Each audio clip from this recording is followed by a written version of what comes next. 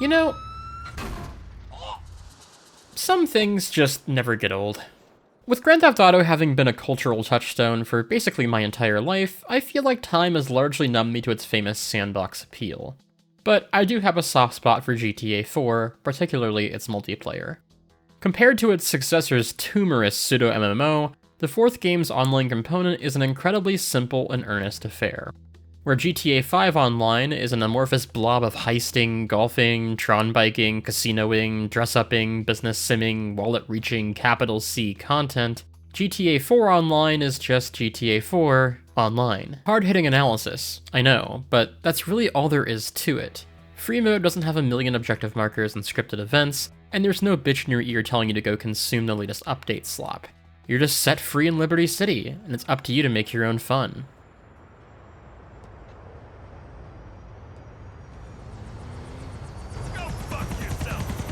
Yeah, it is still very much Grand Theft Auto. Friend sessions usually begin with at least a few minutes of murder hoboing, and in public lobbies, that's about all you're gonna get. Are you holding a live grenade? That, and maybe a little bit of fun with the dedicated profanity button. Bonk. More games need these. But once everyone gets it out of their system, all the normal GTA free roam shenanigans can ensue. And if you're like us, that means you accidentally spend 4 hours doing the swing set glitch. Pick a vehicle, find a swing set, and let the Rockstar Advanced Game Engine do its thing.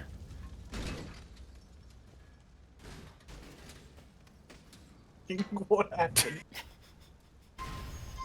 Oh my. I wish I could articulate why this is so fun. I guess it appeals to the slapstick part of my brain that craves the kind of joy only sparked by unpredictable video game glitches and wonky ragdoll physics.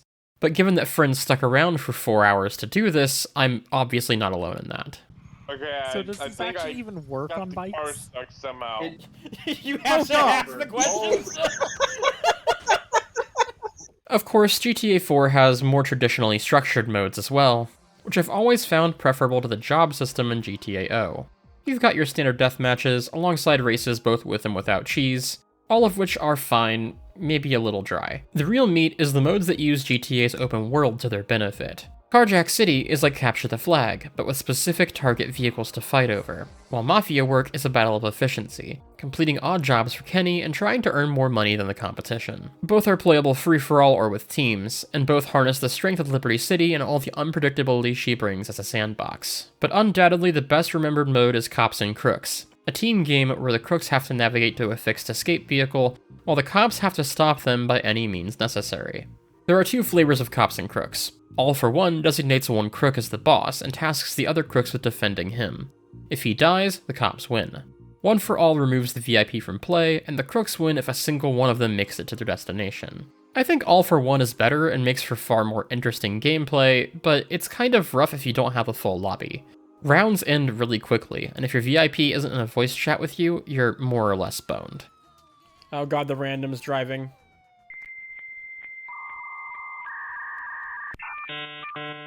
So, with 6 players including a rando, we opted for One for All, which is still fun, but I don't know, I grew up watching internet funny men lose their shit at the hijinks this mode welcomes, and I really want to go back and play this with more people sometime. I love this game, and I'm glad it exists, despite and maybe because of how it feels so slapped together. But that brings me to the title of this video. GTA 4 came out on PS3 and PC too. Why am I playing on a console from 2005 at sub 30 FPS and with a paid online subscription? The short answer is I like the Xbox 360, but in GTA's case in particular, it's a bit more complicated.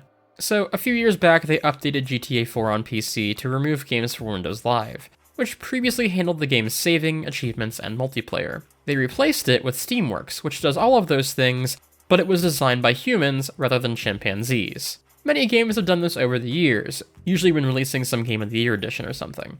In theory, this splits the player base, but given what a barely functional ball ache Games for Windows Live was, even when it was officially supported, there was rarely a player base to split. Steamworks multiplayer is, by comparison, trouble-free. We still play Dirt 3's Complete Edition semi-frequently and never had a connection problem. But, wait, That sounds like even more reason to use the PC version, right? You'd think, and in Dirt 3's case, you'd be right. But rather than update GTA 4's multiplayer to use Steamworks, Rockstar elected to just remove it altogether. Because, you know, who would ever want to revisit the best-selling game of 2008 with their friends? Supposedly, this switch was made because Games for Windows was sunset. But that's the thing. It wasn't. Not really.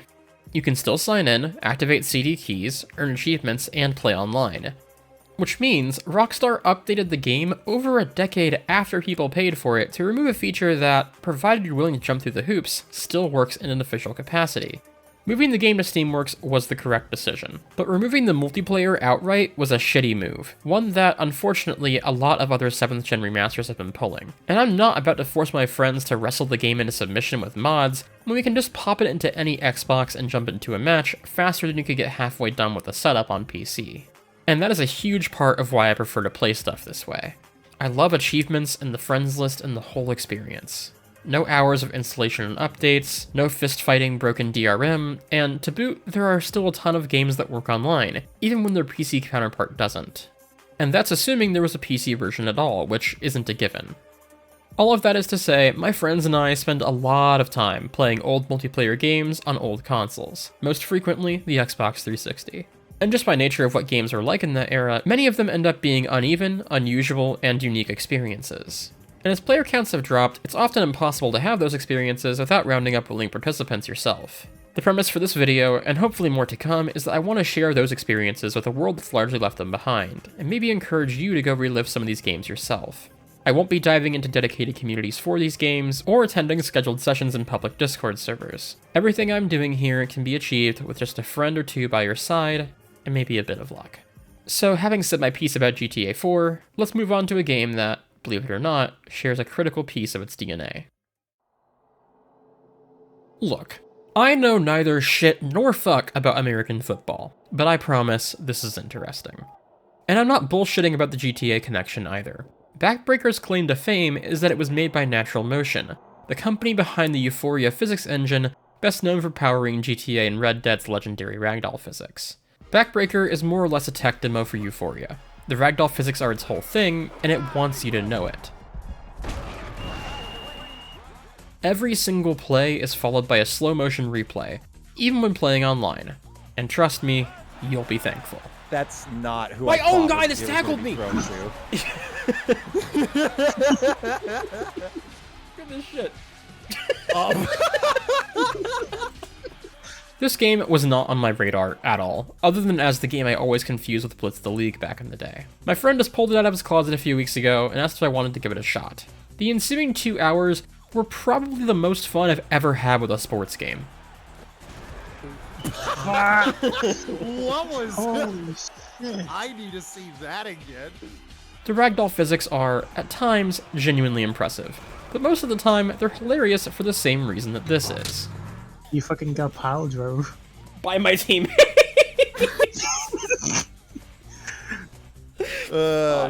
You know what? So A good. game is good when you lose and you do not care. Our first match was blind for both of us, and we hadn't quite figured out the game's unusual controls yet. What the fuck? But having spent a few hours in the single player before our second session, I feel pretty confident in saying that Backbreaker isn't all that good at being a football game. Why am I allowed to do this? I don't know. Passes are rarely counted as complete, even when they obviously should be, and there's a strange, vaguely delayed feeling to the controls when playing online. Reviews did reflect all of that, but I don't think that really matters. For one... Come on. But believe it or not, Backbreaker does have a dedicated little community to this very day, who actually play it for the football. I asked their subreddit what kept them playing after all this time, and there were 2 main answers. For one, the team creator is reportedly excellent, and people still recreate the real-world NFL roster every single year.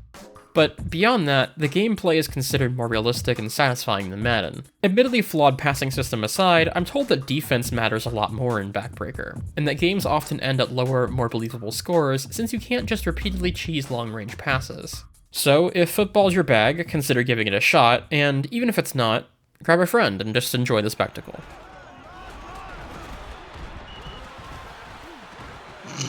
Get off of me! Trying to mount me? Jesus Christ. But I get it. You like your sports a little more sophisticated than Pigskin. Don't worry, I too am an enlightened gamer, who enjoys only the most nuanced of sporting experiences.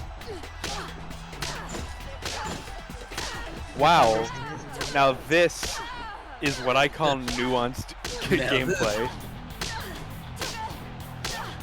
It's incredible how I actually cannot tell if Kacey is holding the controller. Neither can I, in fact. Nothing is happening. I don't think there's anything I can do about this. That's so fucking awesome. If Dead or Alive somehow isn't horny enough for you, look no further than Rumble Rose's Double X.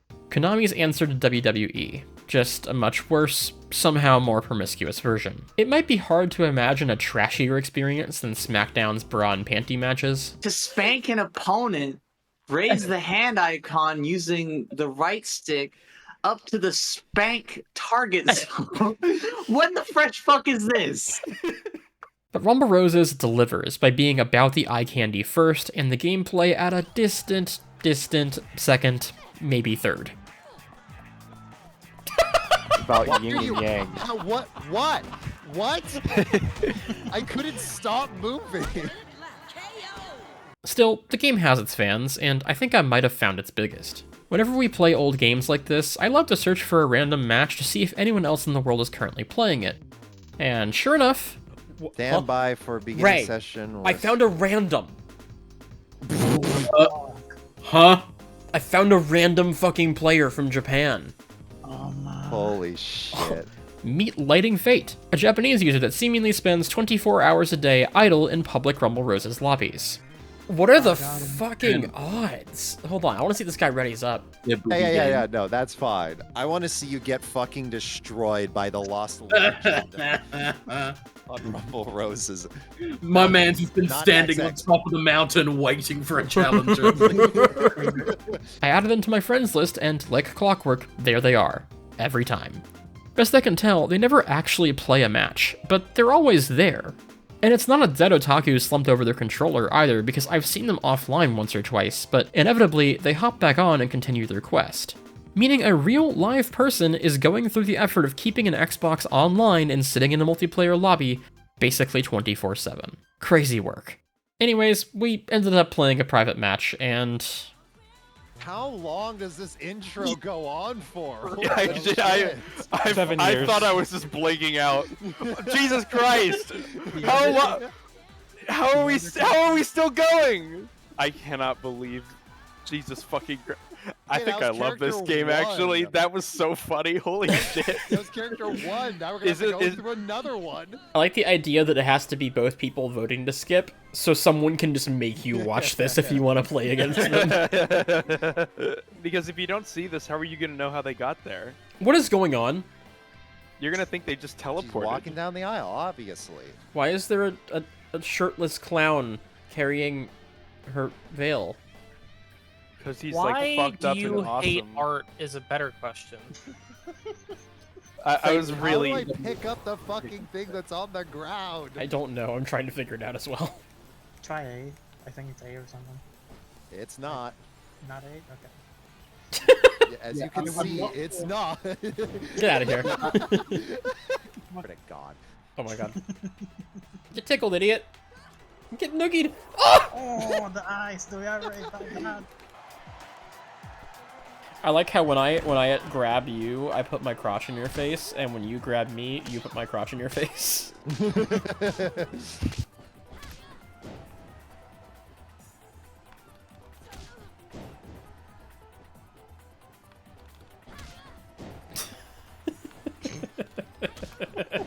God, this game sucks.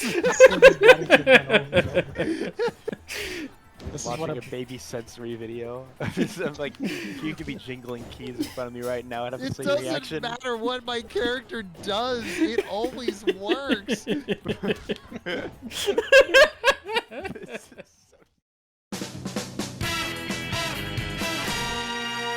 Valve's console games are a trip. My exploration of CSGO's 360 port is still the most popular thing I've ever done, and as rough as that video is, I get why.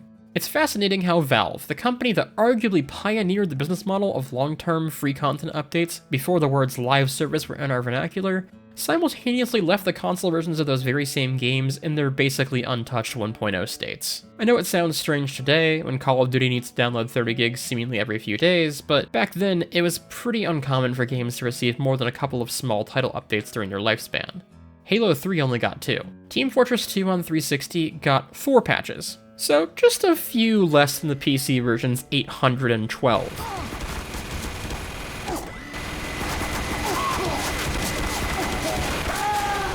Begins in 10.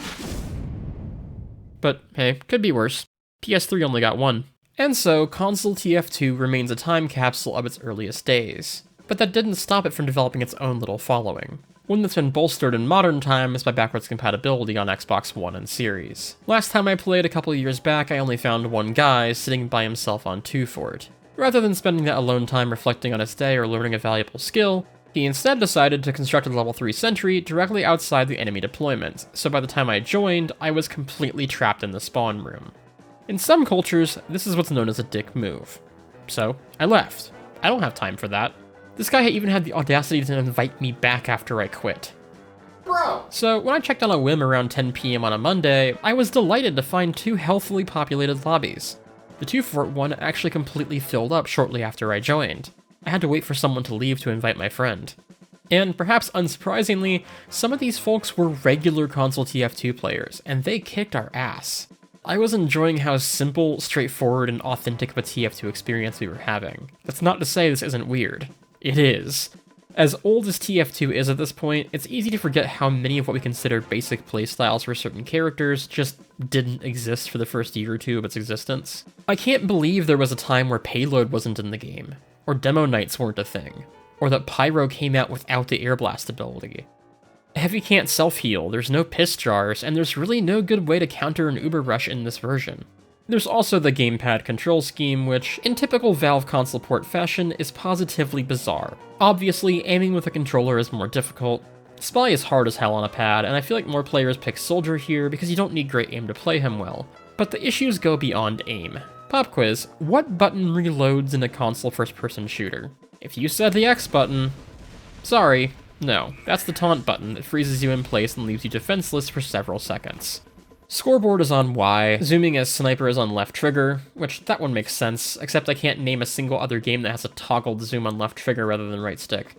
But here that's call for medic, which I guess makes sense. Like, don't get me wrong, as weird as it is, the control scheme makes some amount of sense for the quantity and variety of playstyles it has to serve, except for the taunt button, that's fucking stupid, but I can otherwise understand how this is the best layout for TF2 on a controller. It just reaffirms that TF2 probably shouldn't be played on a controller to begin with. I gotta say, fighting scout on scout on a controller is hell. No one hits anything. I'm half joking. We were having fun, but much like the CSGO version, console TF2 is peer-to-peer, which poses 2 problems.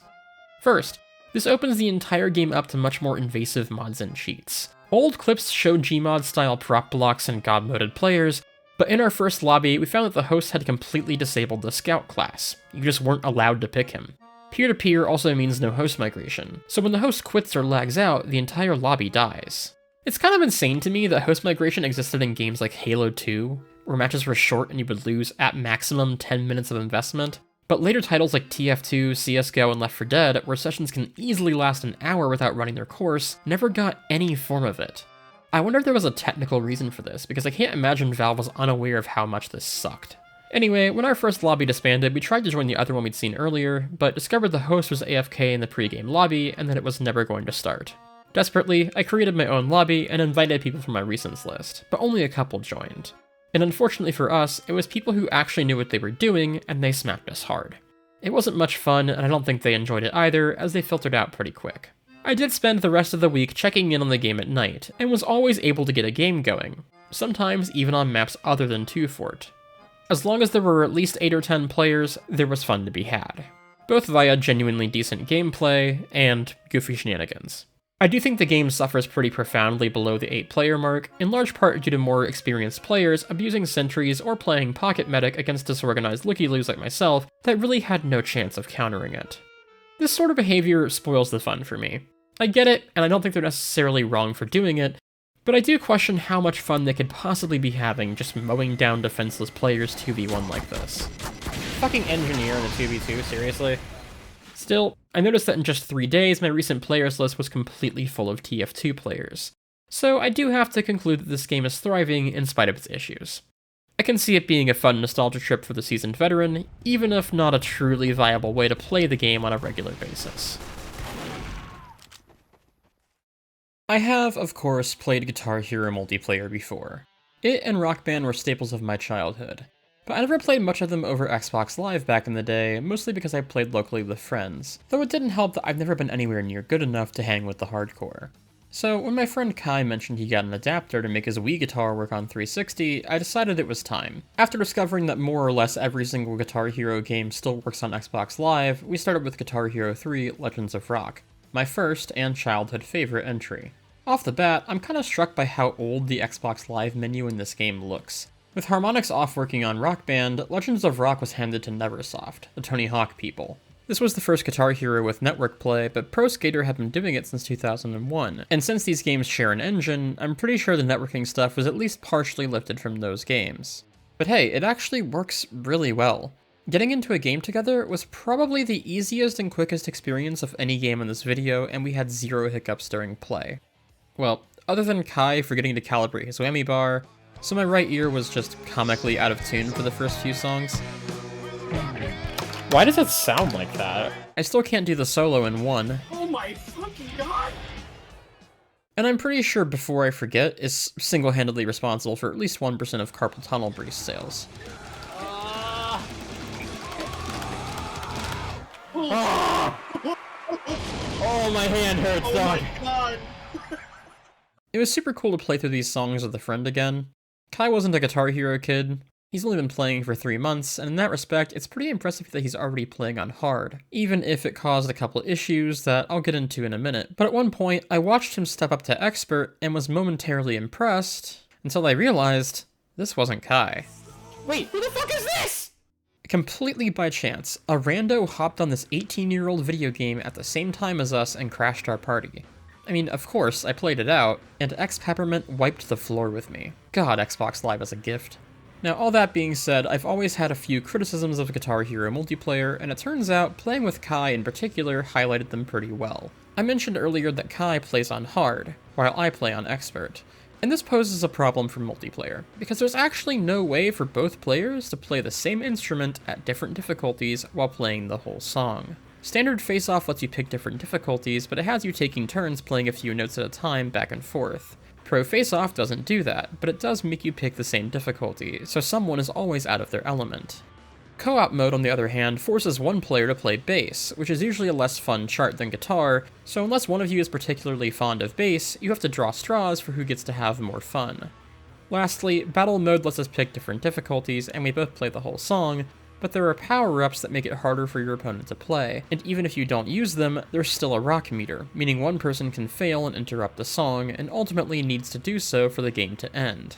Look, Guitar Hero is a party game by nature. The vast majority of the time I play it with friends, it's part of a bigger hangout where we just want to pop it on, play a few songs, and then move on to something else. I can't understand why even 3 entries in, the game still seemed so resistant to that. We booted up World Tour a couple nights later, and despite having bounced off it as a kid, I ended up having a much better time than I did with 3.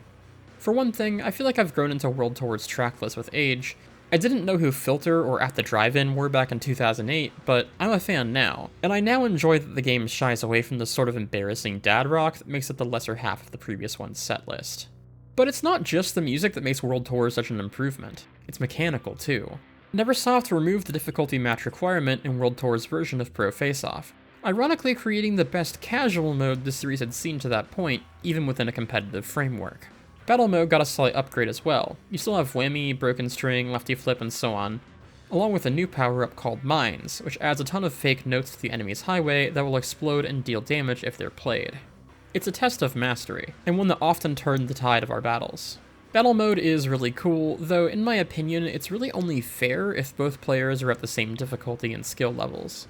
I think it would be cool if there was a blend of battle and pro face-off, where the whole song always got played, and the power-up use was more about hurting your opponent's score than making them rapidly fail the song. This would also offset the skill imbalance, since power-ups would no longer inherently favor the lower difficulties. In any case, revisiting World Tour with friends has given me a new, elevated opinion of it. And as someone who started to prefer Rock Band over Guitar Hero as the franchises went on, I'm now curious to give Guitar Hero 5 and Warriors of Rock another look, though maybe not before I play through a certain pair of spin-offs. Tron Evolution is yet another example of the Xbox 360 version of a multi-platform game retroactively becoming the path of least resistance for most players. Sure, you can stream it on PS5, but come on, streaming games sucks, and it's liable to disappear from that service at any moment. The PC version was delisted eons ago, and even if you already own it, you have to jump through hoops to install it, because not only does it use games for Windows Live, there's a secondary activation DRM, and all pre-existing owners' keys were revoked when the game got pulled. They didn't just stop selling it, they made sure you weren't allowed to play it anymore, because Disney are cunts. There are ways around this for existing owners, but otherwise you're pretty much out of luck.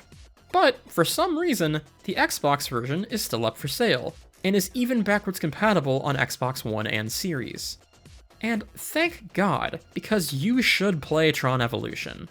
Not to be confused with Tron Evolution, or Tron Evolution Battle Grids, Tron Evolution was sold as a prequel of sorts to Legacy. It doesn't really work as that in a narrative sense, but I maintain that it plays wonderfully and is absolutely gorgeous.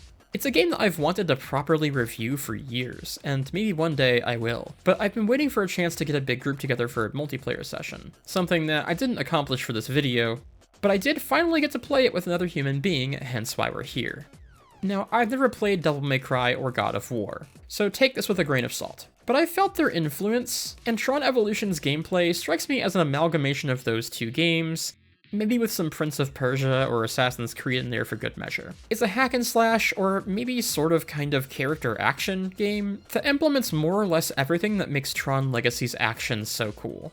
You've got a free running and parkour button, auto lock range disc combat, and plenty of combo abilities.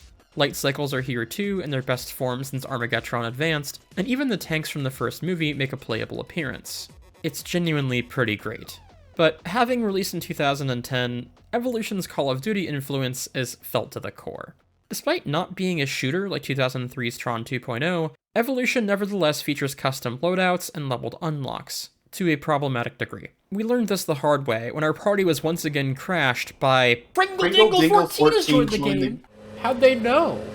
Is this just fucking chance? You think they just decided, they were like, yeah, I'm gonna boot up this game, see if anyone's online. Yeah! Yeah! Oh, this is awesome.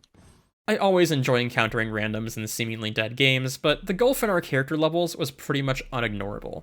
Your character level, or version as the game calls it, is shared across multiplayer and campaign. So if you jump straight into multiplayer without touching story, or in the very common Xbox 360 scenario, lose your save game, you'll be missing basic upgrades and abilities. You'll also just have less health and focus meter than your opponents do.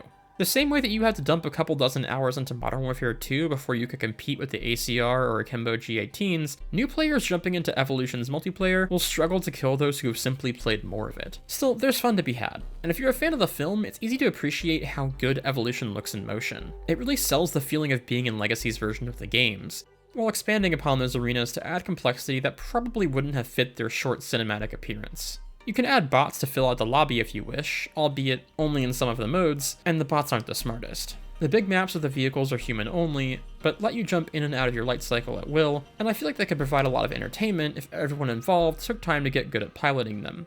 We haven't. But I am glad I finally got to play some of this game's multiplayer, and when that full review comes one day, I'll be sure to get as many people together as I can for the full experience. Going into this last section, I do want to make something clear about this video. I went into this trying to exude as much positivity about these experiences as I can, while also fairly criticizing them. I played every one of these games because I love playing Xbox 360 games with my friends, even bad ones. I don't ever want to come across like I'm just shitting on games because, you know, It's easy. I even went back and rewrote and re-recorded the Guitar Hero section to exude more of a happy energy rather than just complaining about Guitar Hero 3's many shortcomings. But there's no way around it. This last section is about a game that is just not very good. I knew this going in, so did my friend. It was on purpose that we just wanted to experience it.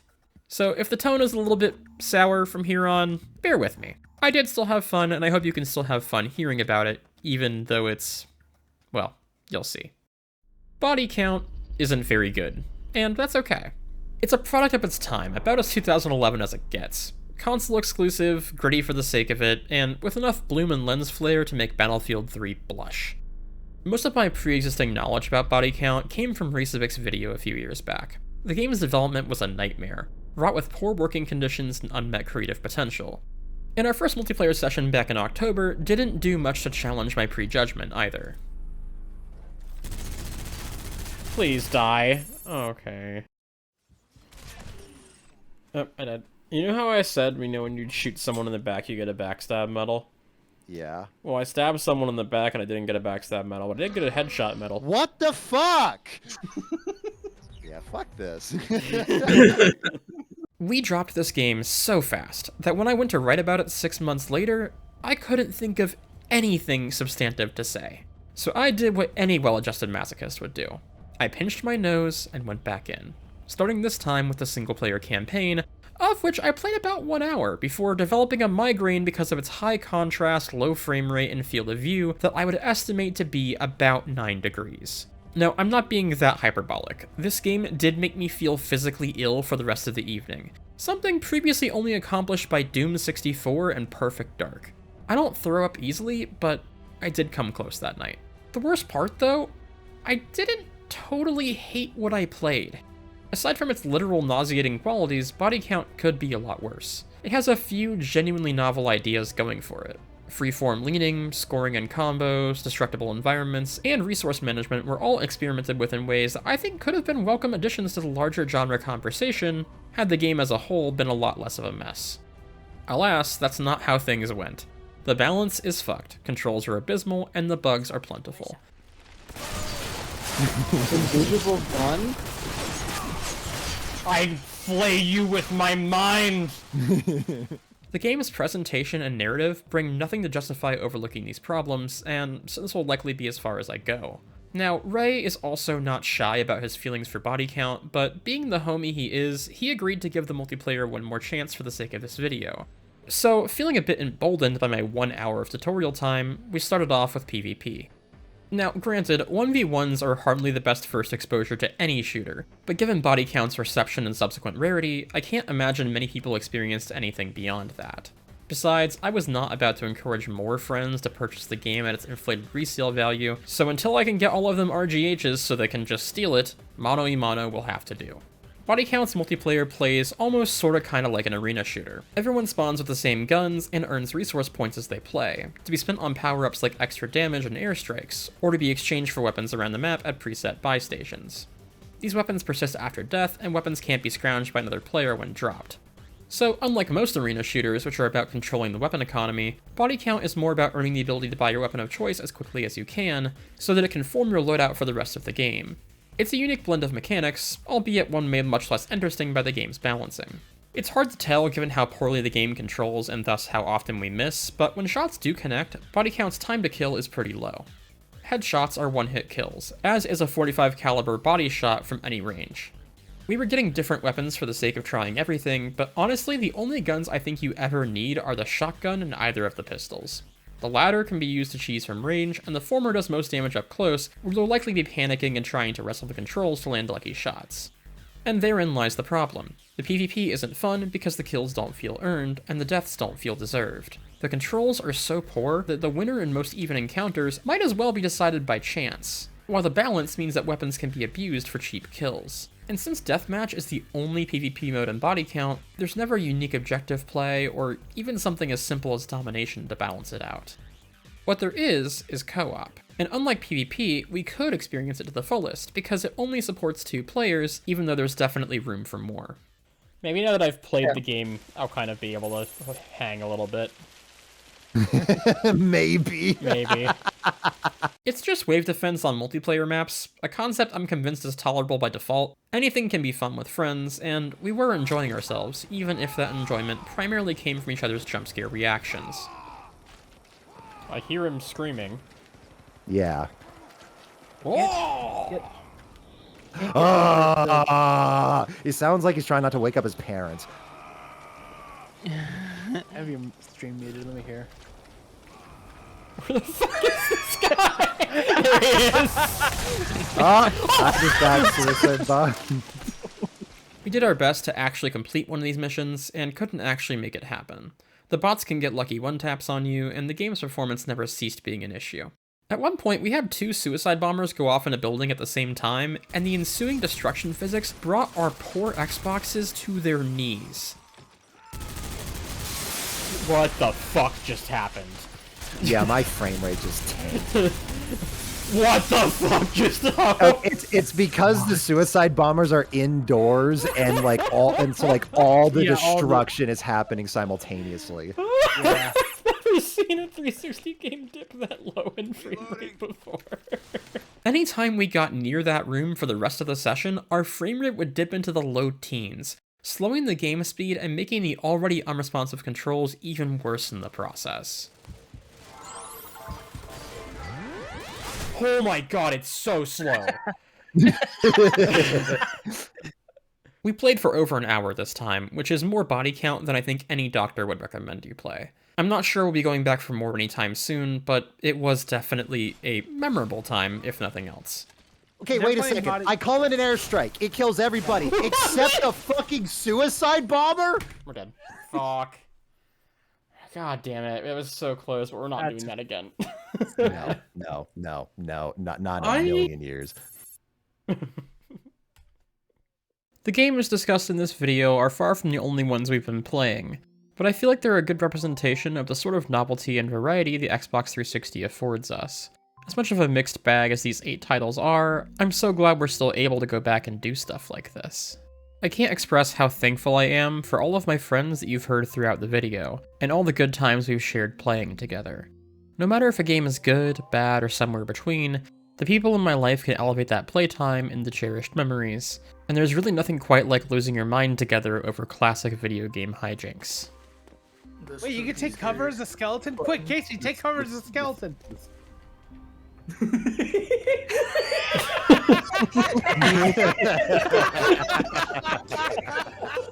And I'd be remiss not to include all the folks I've met by coincidence while playing old games, even if we never spoke a word to each other. Even if I'm not sure they're at their Xbox. We collectively allow each other to continue enjoying a bygone era of online games, and I never want to let it go. I hope this video could help bring a few folks back in time. I'd love to hear about your memories with these games, or just old online multiplayer in general. What did you play that nobody plays anymore? What do you wish you could go back and experience with your friends? Limiting this video to only 8 games was hard. There are plenty of old games I've not been able to get folks together for yet, and even more still that I feel would be better suited for a different video.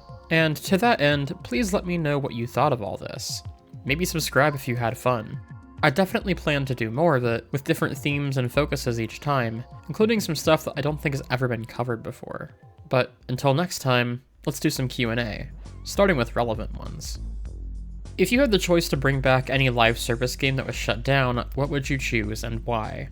The hard thing is that a lot of them need not just servers, but also interested players. I honestly have not played that many live services that have shuttered, because they're usually not my thing to begin with. I do think it's criminal that Forza Horizon 1, 2, and 3 are completely offline now, but honestly, I yearn more to give Halo 5 another chance. It's still up, but with so few players, it might as well not be.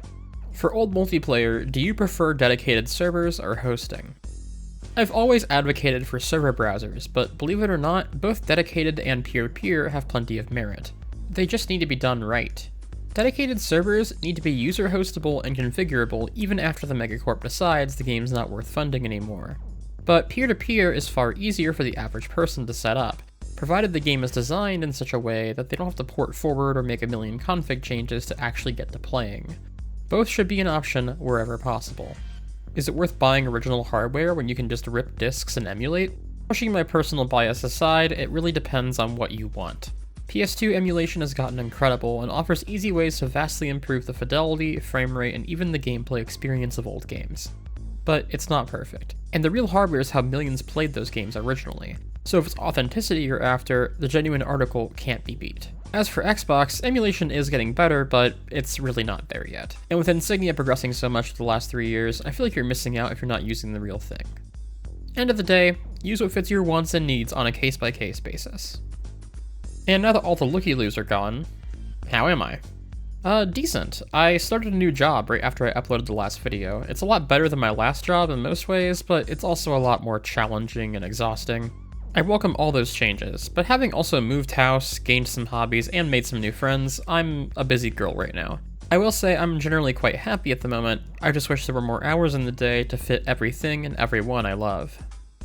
Tried TXR 2025 yet? Yeah, they sent me a press kit, but it came right before I moved, and I didn't have time to put something together that I was happy with until it was no longer timely. So maybe I'll talk about it whenever 1.0 comes, but in short, it's excellent, and it should be supported on principle. F2000, ugly tuna or pretty tuna? Yes. Do you think that Solar Crown can be recovered? No. That game is so soulless from the core, they'd need to remake practically all of it from scratch. I'm not surprised, but I'm disappointed. I've not played since launch week, and I don't think I will. Switch 2, Smash or Pass? Pass. I'll get one, but later and used. Fuck Nintendo. Top 5 favorite Hot Wheels cars. In no particular order, Diora 2, Roll Cage, MST Suzuka, Crazy 8, and Reverb. You can tell what I grew up with.